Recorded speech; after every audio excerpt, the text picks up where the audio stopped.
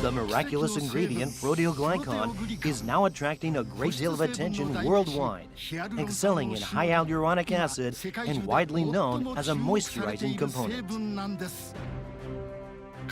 There is a man who has devoted half his life to proteoglycan, which was once claimed to cost 33 million yen, almost $300,000 per gram, and was considered impossible to mass produce. His name is Yoshiaki Kudo, the leading expert and developer of proteoglycan. Mr. Kudo is now well known around the world, but he has experienced many hardships in the development process of proteoglycan. The road to success was not always smooth. What is behind the success that he has achieved by overcoming conflict, deception, betrayal, and many other troubles? Well, one of my mottos is, don't give up. And the other one is, anything but death is just a scratch. What is Mr. Kudo's passion for proteoglycan? And what is the truth behind its development? Here is the half of Mr. Kudo's life that he devoted to the development of proteoglycan, believing in its future success without giving up.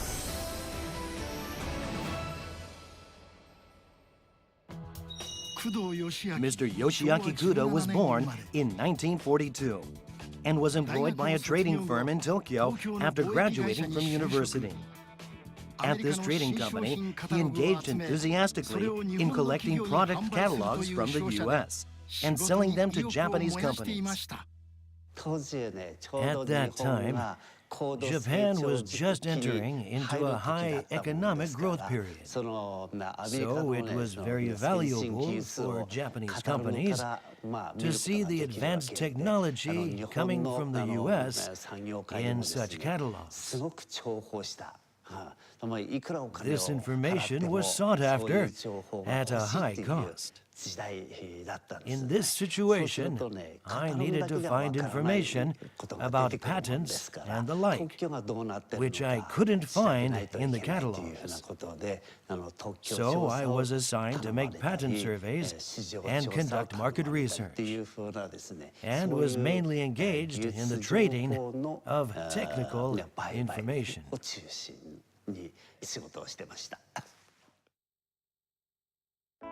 Mr. Kudo was working energetically and felt fulfilled with trading patents and technological information on a global scale. But personally, when he was just 32 years old, his grandmother passed away, causing him to return home to Aomori to look after his grandfather who survived her death. I was employed by a construction material manufacturing company called Kakuhiro, which is pretty famous in Aomori. At first, I supervised their subsidiaries' accounting and provided business guidance. But when the economic bubble burst, the construction industry itself, as well as the construction material manufacturers, went into a slump. Since then, I have been assigned to the development of new business. Eventually, Mr. Kudo launched very successful new businesses, such as a travel agency, jewelry retailer, and insurance company. Furthermore, Mr. Kudo, a man with foresight, paid close attention to a certain category. At that time, there was a lot of talk about decoding the whole human genome and genes in Japan. I thought we must be engaged in biotechnology to survive in the future, because the age of biotechnology was rapidly approaching.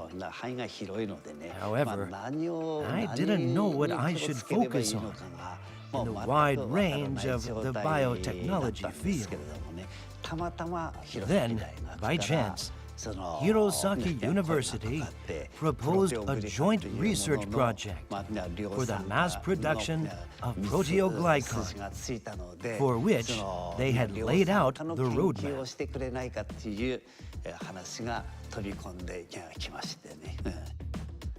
That was how Mr. Kudo had a fateful encounter with proteoglycan and with Professor Takagaki, his mentor. The researchers of proteoglycan were conducting a lot of research about the function and structure of proteoglycan, but none of them researched the technology needed for mass production. Although Mr. Takagaki from Hirosaki University developed the technology to mass-produce proteoglycan for the first time, we didn't know how we could apply it. But I had the idea that proteoglycan could be applied to not only essence lotion, but also many other fields, such as health food, because of its high moisture retention factor. While Mr. Kudo researched the potential of proteoglycan, his company gave the cold shoulder to his idea. All of the executives of the company objected to the engagement in business with such an unknown material. My company had about 10 executives, and 9 of them objected to my new research. Only the president approved my research. I guess he was thinking like, nothing ventured, nothing gained. And if my research works, that'll be a lucky break. Fortunately, we heard that a National Research and Development Institute, the Japan Science and Technology Agency, would offer a subsidy for my research, which would help the company to reduce the financial burden. Finally, I received the go-ahead for the project. Mr. Kudo was determined to develop proteoglycan, believing in its potential. As this field was completely unknown, he enrolled at Hirosaki University at the age of 55, and from the beginning studied under Professor Takagaki. Professor Takagaki's lessons were virtually individual classes. At first, I didn't even know how to use the test tubes. I was really doing research without having even an elementary knowledge of the subject. I was the only student attending from the private sector, as I was the only one from Kakuhiro. There was no other person who understood about proteoglycan at Kakuhiro, because I was the one who established the foundation for this research and did the research. I didn't know any details. I just created everything by following the manuals. Although Mr. Kudo became more attracted to the potential of proteoglycan, he found that the conventional extraction method was not practical.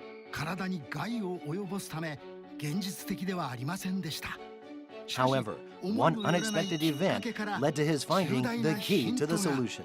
When I was wondering how to extract proteoglycan, Mr. Takagaki found hizunamasu, thinly sliced salmon head and vegetables soaked in vinegar at a tavern. He heard from the proprietress of the tavern that salmon cartilage can become softer after soaking in vinegar. We found that the cartilage becomes softer because the proteoglycan and collagen in the cartilage comes out. So we rushed to switch the extraction of proteoglycan by guanidine hydrochloride to extraction using acetic acid and succeeded in its extraction. After that, we applied for a patent for extraction using acetic acid, which Kakuhiro was granted. Thus he succeeded in extracting proteoglycan.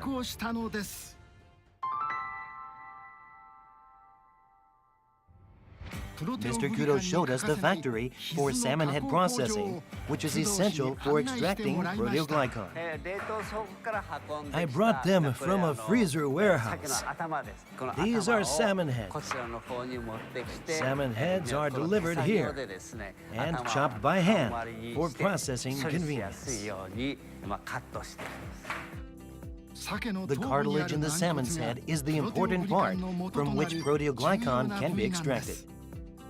If you wash a chopped salmon head with water, it's going to be like this. This is a salmon head called kizu, or iced head. It's called so because it looks just like ice. We extract the cartilage like this and remove the fat around the cartilage by hand. After removing the fat, it looks like this. It's now completely processed. This process is very painstaking. Normally, about 10 workers work hard at this process every day. This area is the site for the final processing of the salmon heads.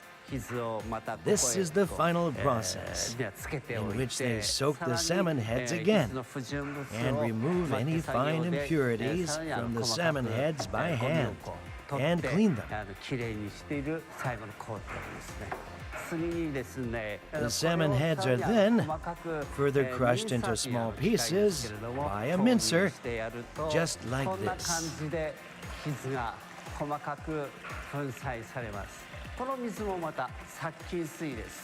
This is sterilized water. This is the place where the materials are very carefully adjusted. Now we know how much careful handwork is used in the production of proteoglycan.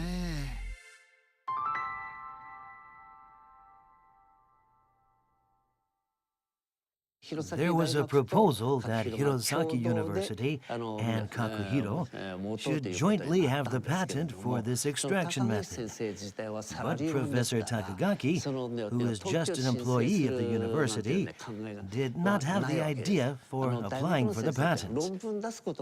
He was not interested in a patent, as university researchers focus mainly on writing research papers rather than applying for patents. However, Kakuhiro is a private business, which needs to acquire patents, so it applied for the patent accordingly. I actually prepared the application statement for the extraction method of proteoglycan, which was invented by Hirosaki University. I could make this statement because I had done a lot of patent-related work at the catalog-selling company I had worked for in Tokyo.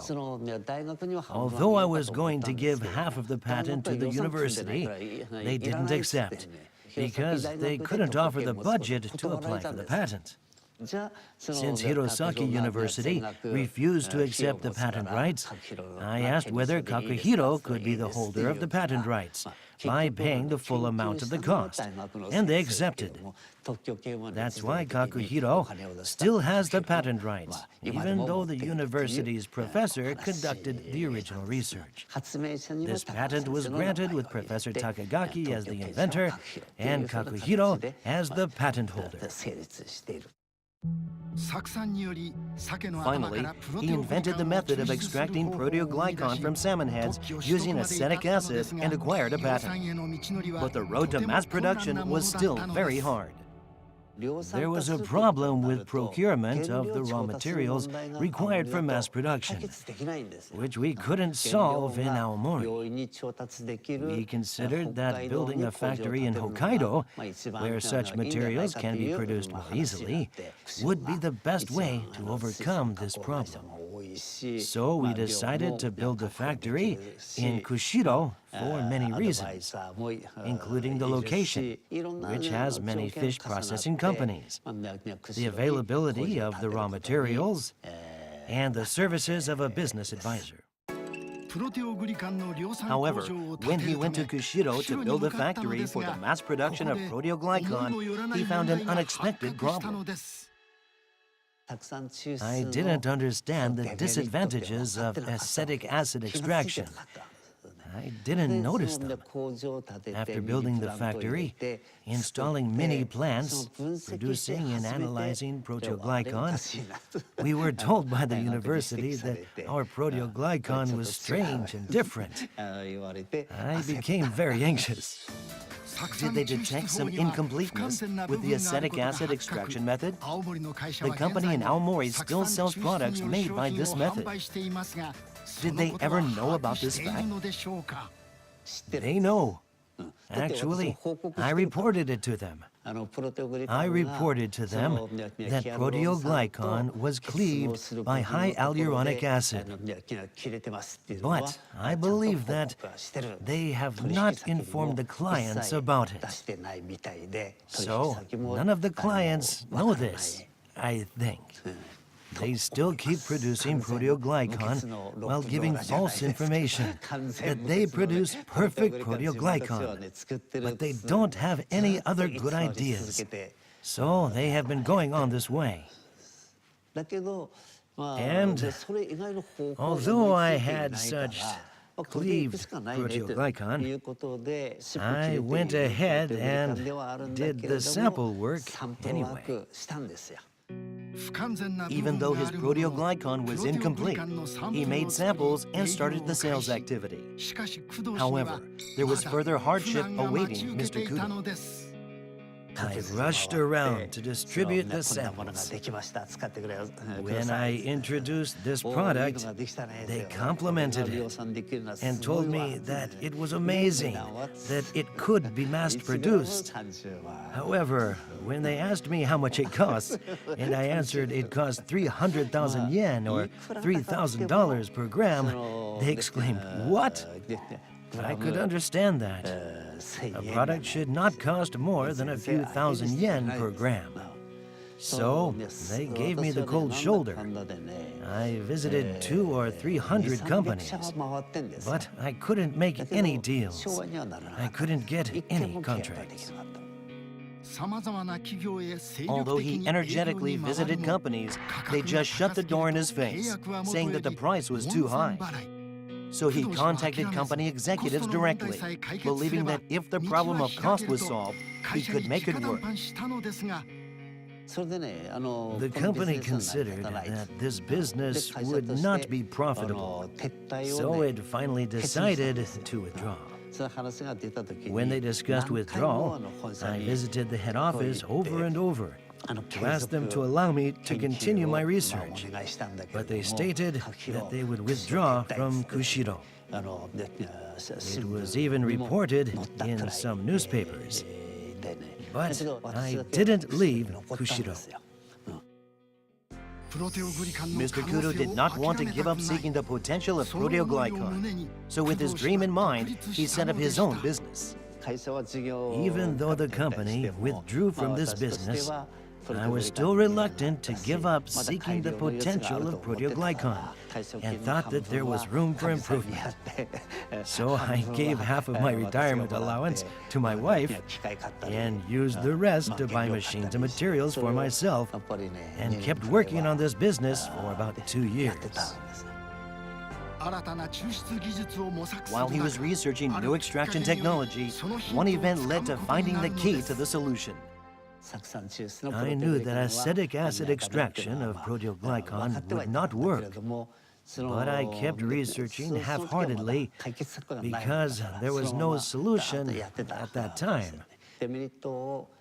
Although I knew I had to do something to solve the disadvantage of this extraction method and bring down the price so that the product was marketable, I did not have any good idea when I started this business. While I was absorbed in my research, I watched a cooking program on TV by chance and saw them using baking soda to soften meat. Then I wondered whether it would be possible to extract proteoglycan with an alkaline substance such as baking soda. So, together with my staff, I tried extracting proteoglycan with baking soda and found that the process went fairly well. We attempted to test other alkaline substances in order to acquire a patent. But we ran out of funds before testing all the alkaline substances.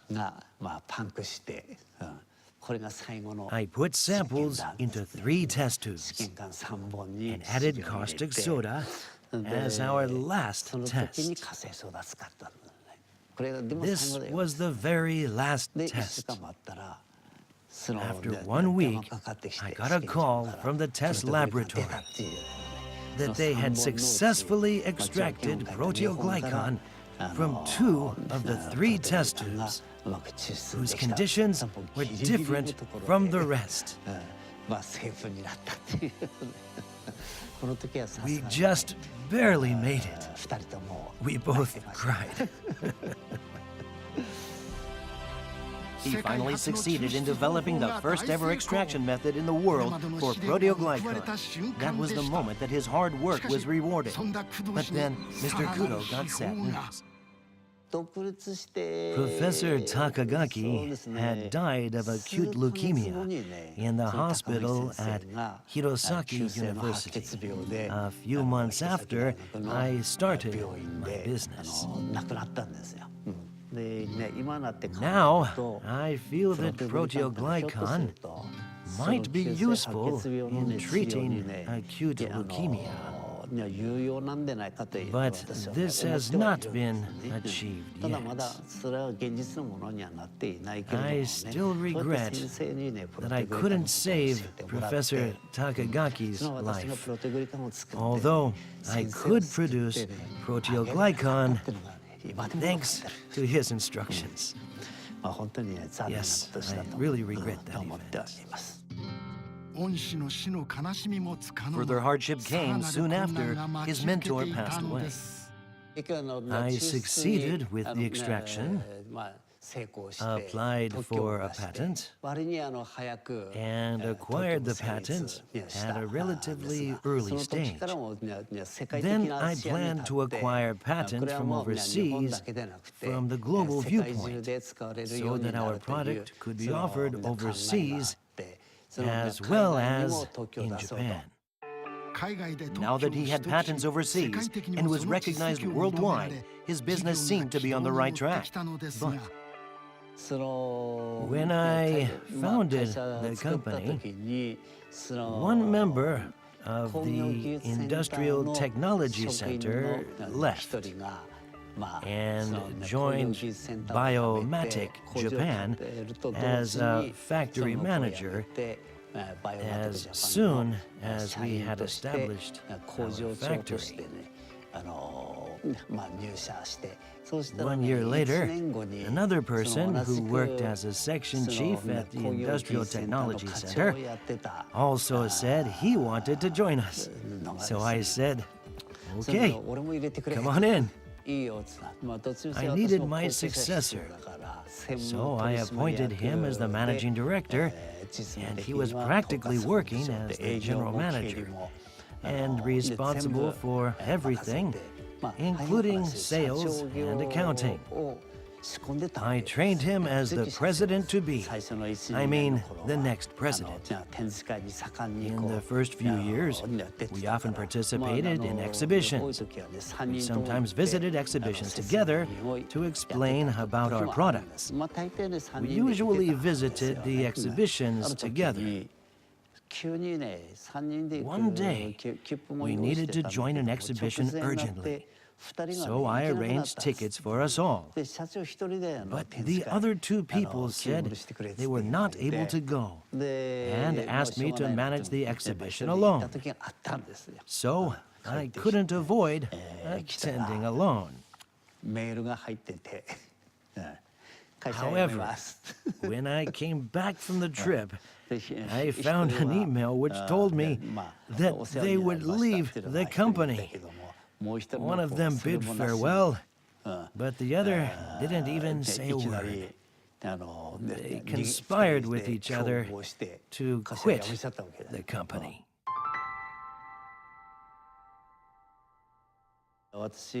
While I was absent from the company for 3 or 4 days, they took away all the essential documents, and I found nothing in my desk. They didn't come to the office anymore. They just quit by sending an email. The thing is that the person who entered our company as the general manager joined hands with an outsider behind the scenes. Probably they were approached by a mastermind to sell our patent in Russia. They had talked with a Russian company behind the scenes. They were advancing a negotiation for a deal to sell our patent and produce proteoglycan in Russia because they can catch salmon there. However, as I suspected this deal, I refused to sell the patent to Russia just before they were going to sell it. Although they seemed to have promised to conclude this deal, they lost face because I refused. They tried to persuade me to sell the patent, saying it would be no use holding my patent in Russia because I could not use it there. But that's not correct. They quit the company just because they couldn't agree with me, the president, and didn't want to work with me. Now, they rent one lot of a fishing processing company at Oshamambe to process salmon, so they can buy as many salmon heads as they want. They sell cheap and inferior products. There was a rumor that their business was not going well. I have not heard if they went bankrupt, so I think they are still doing business. Although things went against him, he moved forward without giving up his dream and finally established the factory that he had desired for so long. Moreover, he was presented with the Prime Minister's Award for his achievements in the past. He believed that his proteoglycan would be recognized by many people this time around. However, the biggest challenge was still waiting for Mr. Kudo. Soon after that, there was a terrible fire. Our first factory was entirely destroyed.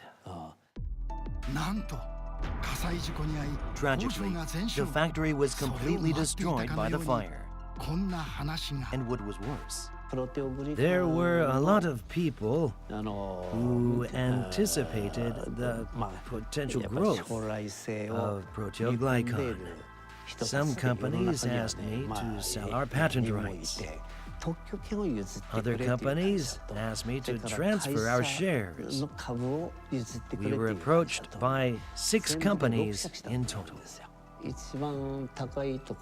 highest offer was 600 million yen, or $5.4 million.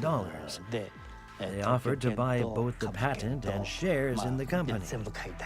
But when I talked with them, I realized that these companies, all except for one, offered to buy our patent and the shares just to crush our proteoglycan business. They just hated other pharmaceutical companies buying our product. If this had happened, our proteoglycan product would never have reached the market. If I were not involved in this business, our product could never have been sold. That means it would never have even seen the light of day. But then, destiny introduced someone special. The world is full of surprises. One day, A young entrepreneur from Kyushu called, asked to meet me, and then visited me. I was taken aback at first, but after having a heart-to-heart talk with him, I realized that he was a very honest person who hoped to start a business using proteoglycan. And his ideal was in perfect agreement with mine. I made up my mind to make a contract with him, thinking I could give everything to him. Mr. Kudo met a trustworthy partner and made a fresh start. His inquiring mind still never ends. I still keep searching for better things. Recently, I produced a remarkable research result. I created proteoglycan whose absorption factor is about 5 times higher than the conventional one. When proteoglycan is inside the cartilage, proteoglycan and type 2 collagen are bonded together. I have already told you that if they are not separated completely, it will cause poor absorption, right? Besides, even after separating the proteoglycan from the collagen, multiple pieces may sometimes get twisted and become a larger molecule, which cannot be easily absorbed. In this case, only 1% of the proteoglycan can be absorbed by the body, and 99% drains into the large intestine. We calculate the intake of proteoglycan so that 1% of proteoglycan can stimulate all the cells, even if 99% drains away. Even if multiple parts of proteoglycan get twisted and become a dimer, trimer, or tetramer, they can be untangled properly into smaller parts so that they can be absorbed smoothly by the body. I found a way to increase absorption 500% by adjusting the twisted conventional proteoglycan to be a monomer. We now produce proteoglycan using this method. I think that our proteoglycan has an absorption several times higher than Kakuhiro's proteoglycan. I think this is a defect that can never be fixed, and as long as they refuse to improve the quality of proteoglycan and continue to use acetic acid, there's nothing they can do about it. I guess important information has not been provided by Kakuhiro to Ichimaru Farkos. It was recently found by Hirosaki University that their way of producing proteoglycan was different from the description of the patent and research by the university. So, they do not follow Professor Takagaki's method. They proclaim that their proteoglycan was created after a long joint research with Hirosaki University. But their proteoglycan is totally different from the proteoglycan that 3 people, including myself, developed at Hirosaki University. Hirosaki University claims that they don't want such low-quality product to be sold on the market using the name of the university. I openly told you I was involved in the production from the very beginning, and I know the good and bad of their product. I just want you to know that I am telling the truth. And in conclusion, there is only one truth. Mr. Kudo gave us a special chance to see his cherished proteoglycan manufacturing factory. These are the original ingredients of proteoglycan and non-denatured type 2 collagen. We put it in this extraction tank, then we add pure water, measured caustic soda, and stir the mixture for a certain period to extract proteoglycan and non-denatured type 2 collagen.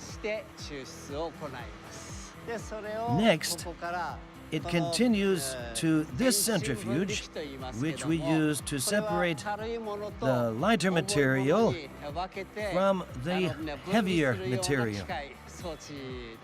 Then, through these pipes and into this tank go the proteoglycan and non-denatured type 2 collagen. This is where the proteoglycan and collagen are separated. As proteoglycan is an aqueous solution, it goes into the tank through this line in a liquid form. The proteoglycan is then processed by this filter, which is used to extract any impurities.